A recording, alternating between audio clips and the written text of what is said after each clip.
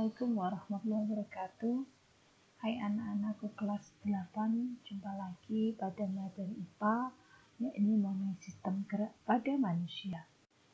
Pada materi sistem gerak pada manusia, kita akan belajar 4 submateri. Yang pertama adalah tulang atau rangka, yang kedua otot, yang ketiga persendian, dan yang keempat adalah upaya untuk menjaga kesehatan sistem gerak.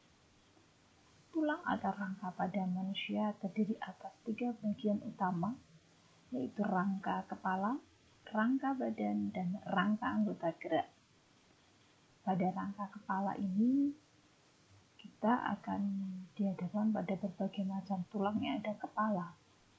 Kalian bisa simak pada gambar yang ada pada video. Untuk tulang rangka badan, ada 3 bagian utamanya, yakni tulang dada, tulang rusuk, yang kedua adalah tulang usus, duduk, dan tulang kemaluan, dan yang ketiga adalah ruas tulang belakang. Pada tulang dada ini akan digunakan sebagai penempelnya tulang rusuk. Tulang rusuk dan tulang dada pada manusia akan melindungi organ jantung dan juga paru-paru. Tulang usus, tulang duduk, dan tulang kemaluan dia akan menyangga organ-organ pencernaan kita. Sedangkan ruas tulang belakang ada tulang leher, tulang punggung, tulang pinggang, kelangkang, dan tulang ekor ini sebagai penegak pada tubuh kita. Bagian atas pada tubuh kita ada tulang selangka dan tulang belikat. Ini akan menyangga pada dada kita. Ini juga sebagai anggota dari rangka atau tulang badan. Yang ketiga adalah rangka anggota gerak. Anggota gerak pada manusia terdiri atas tangan dan kaki. Bagian tangan dan kaki ini merupakan tulang-tulang yang memanjang karena kedua anggota tulang ini berfungsi untuk memungkinkan terjadinya pergerakan pada manusia sehingga dibutuhkan bentuk tulang yang kuat. Hubungan antara dua tulang itu dikatakan sebagai persendian atau artikulasi. Ada 3 macam jenis sendi pada manusia. Sendi mati atau synarthrosis, sendi yang tidak memungkinkan terjadinya pergerakan. Sendi mati ini terjadi pada tulang kepala. Yang kedua adalah sendi kaku atau amfiarthrosis. Sendi kaku memungkinkan terjadinya gerakan yang sangat terbatas. Gerakan yang sangat terbatas ini terjadi pada tulang rusuk dan tulang dada. Sendi yang ketiga adalah sendi gerak. Sendi gerak ini memungkinkan terjadinya gerakan secara bebas atau leluasa. Ada 5 macam sendi gerak yang kita kenal. Yang pertama adalah sendi geser. Ini terjadi pada ruas-ruas tulang belakang kita. Sendi engsel merupakan gerakan satu arah. Ini dapat terjadi pada tulang siku dan tulang lutut kita.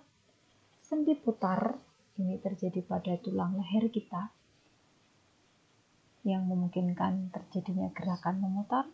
Sendi peluru memungkinkan terjadinya gerak ke segala arah. Ini terjadi pada pangkal lengan atas kita dan juga pangkal paha. Yang kelima adalah sendi pelana. Sendi pelana ini terjadi pada tulang ibu jari dengan tulang telapak tangan.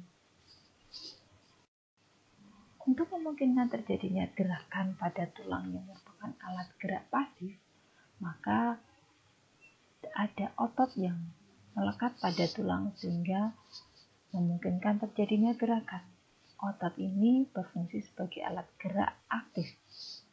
Ada 3 jenis otot pada manusia: otot polos, otot jantung, dan otot lurik. Ketiga otot ini dibedakan dalam berbagai macam hal.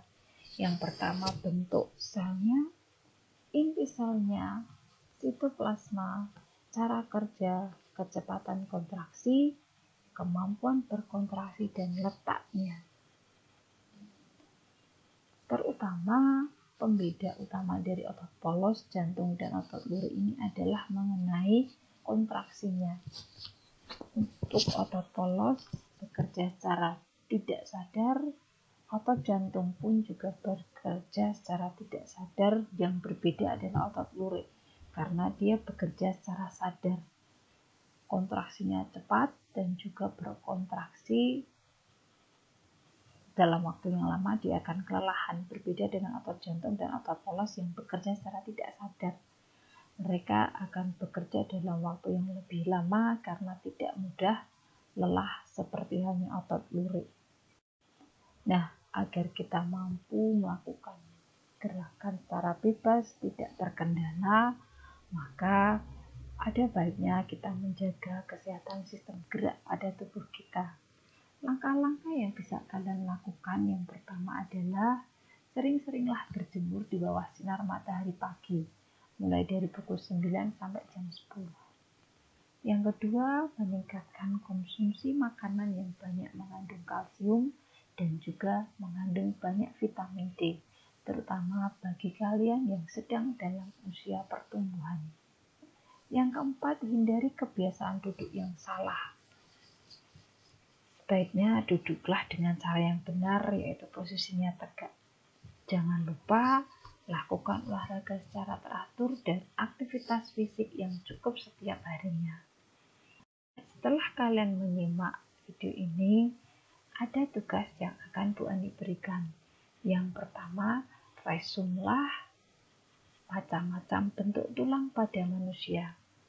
Yang kedua, catatlah fungsi dari rangka atau tulang pada manusia. Yang ketiga, gambarkanlah otot polos, otot lurik, dan otot jantung. Dan yang terakhir, tulislah berbagai macam gangguan, kelainan, dan penyakit pada sistem gerak pada manusia. Tulislah keempat tugas ini pada buku catatan kalian dan uploadlah tugas kalian melalui Google Classroom. Selamat belajar dan mengerjakan. Wassalamualaikum warahmatullahi wabarakatuh.